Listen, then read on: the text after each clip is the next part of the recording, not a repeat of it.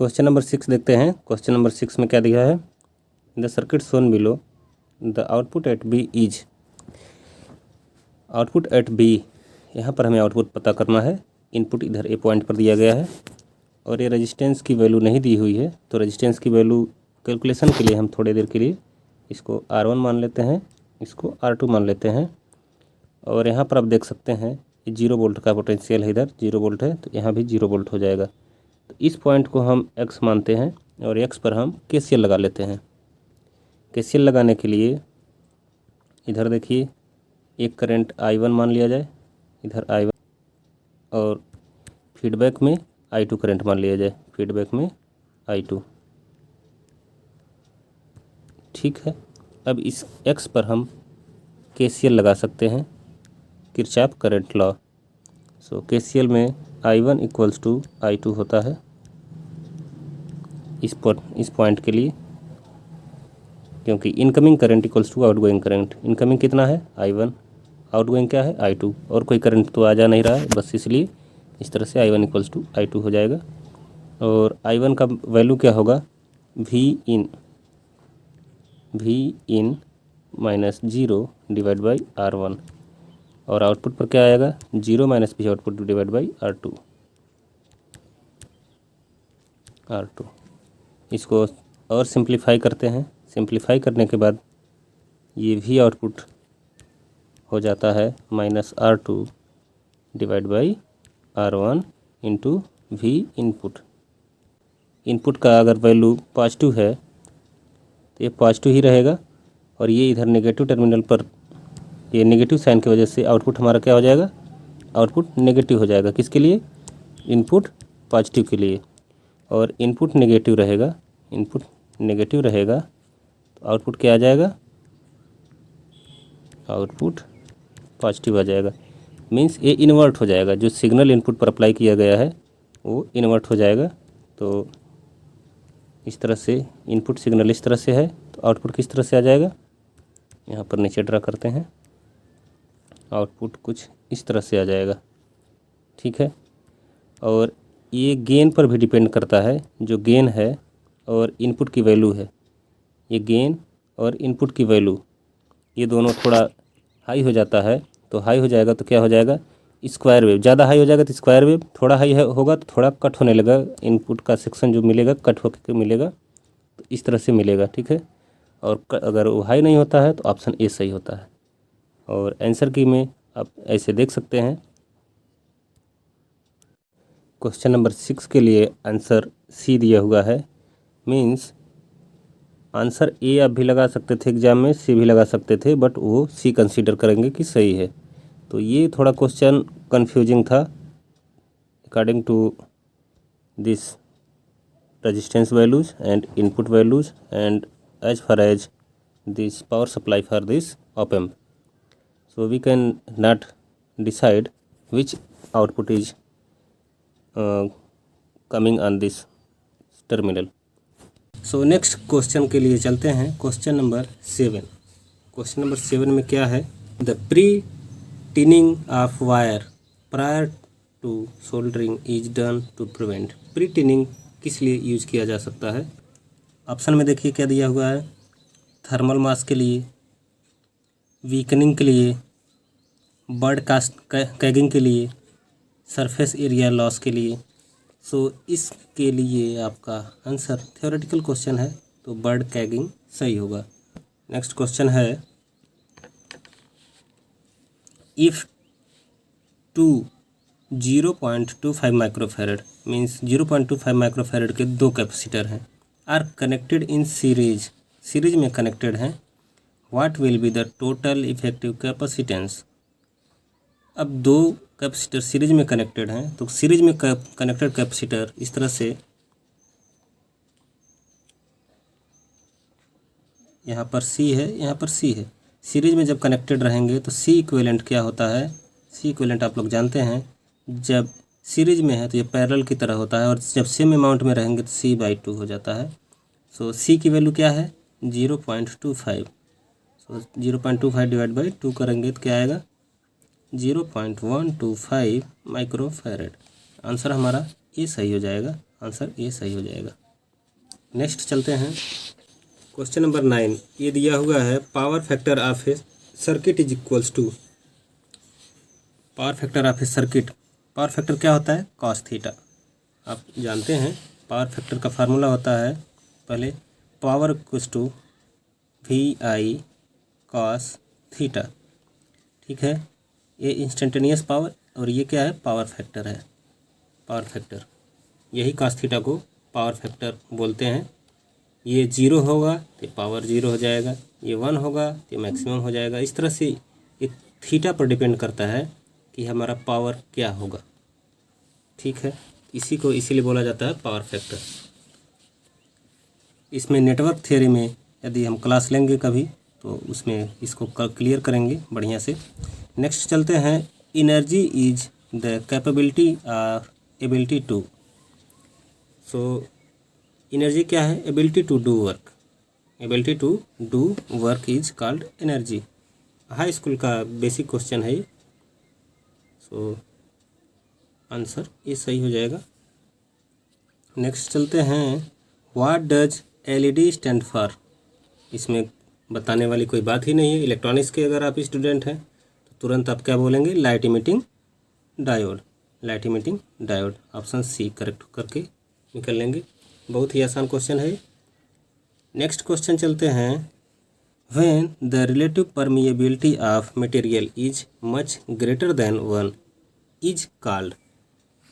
Permeability होता क्या है? परमिएबिलिटी होता क्या है? चलिए इसको समझते हैं अच्छे से।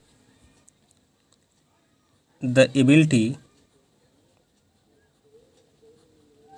Ability to pass magnetic flux.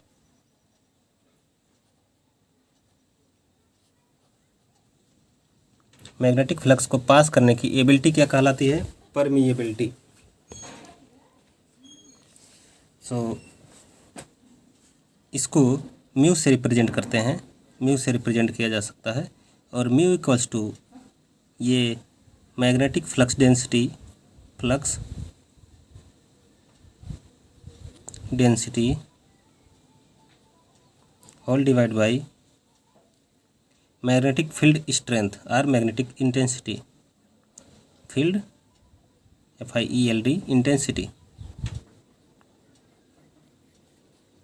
इसको रिप्रेजेंट कैसे करते हैं? इसको B से करते हैं, इसको H से करते हैं। So B equals to mu H। Mu क्या है? परमिएबिलिटी। म्यू क्या है? Permeability. Henry per metre, henry per metre इसका यूनिट होता है। और रिलेटिव परमिएबिलिटी क्या होता है? रिलेटिव परमिएबिलिटी म्यू आर से रिप्रेजेंट किया जाता है, म्यू आर से। और ability to of specific medium, ability of specific medium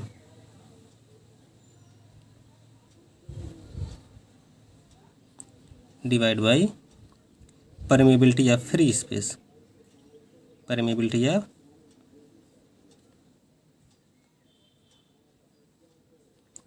free space. और एयर की परमिएबिलिटी या फ्री स्पेस की परमिएबिलिटी। सो इस तरह से म्यू आर का जो रेंज होता है, म्यू आर का रेंज क्या होता है? एज हाई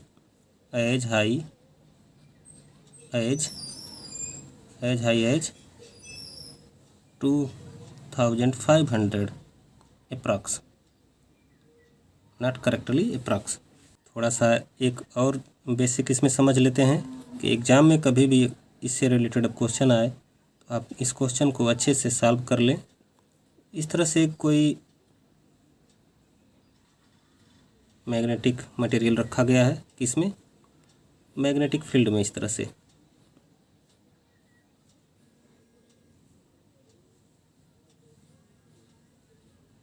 से रखा गया है।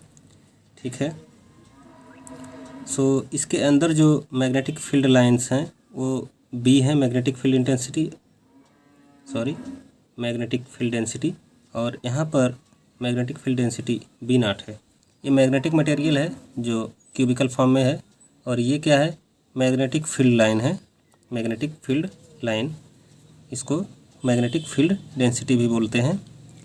सो ये बी है क्या, इसके अंदर का मैग्नेटिक फील्ड, और ये बी नॉट क्या है, external magnetic field, total magnetic field कहते हैं, which passes through the material, total magnetic field which passes through the material.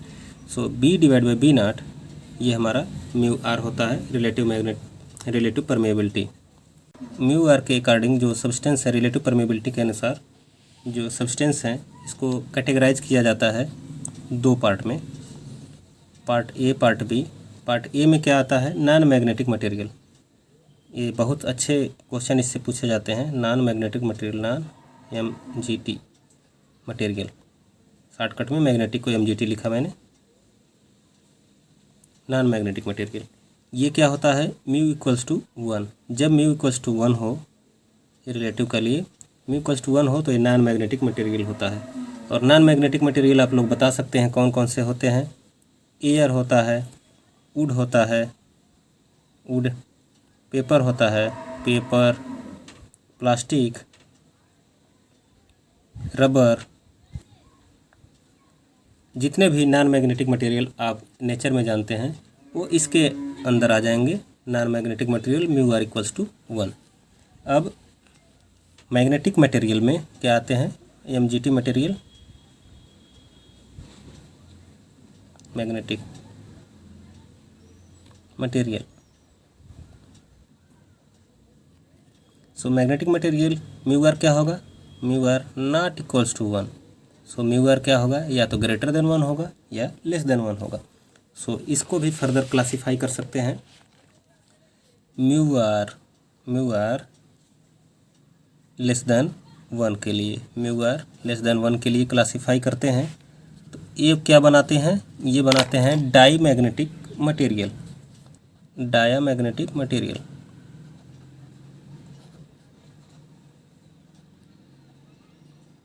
Mu R less than 1 diamagnetic material, ठीक है। इसमें क्या आते हैं, एंटीमनी, बिस्मथ और कॉपर। एंटीमनी,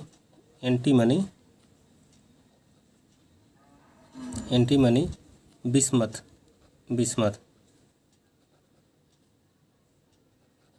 और कॉपर, ठीक है। इसमें क्वार्ट्ज भी आता है, QUARTZ, क्वार्ट्ज भी आता है, और क्या है, वाटर है, वाटर ETC, ठीक है। सो इसको याद करने के लिए छोटा सा ट्रिक आप ये मान सकते हैं, एंटीमनी से A, बिस्मथ से B, कॉपर से C, म्यू लेस देन 1 में ABC आते हैं, ठीक है। अब म्यू जो होता है, म्यू आर ग्रेटर देन 1 कर दिया जाए, इसको बोला जाता है पैरामैग्नेटिक मटेरियल।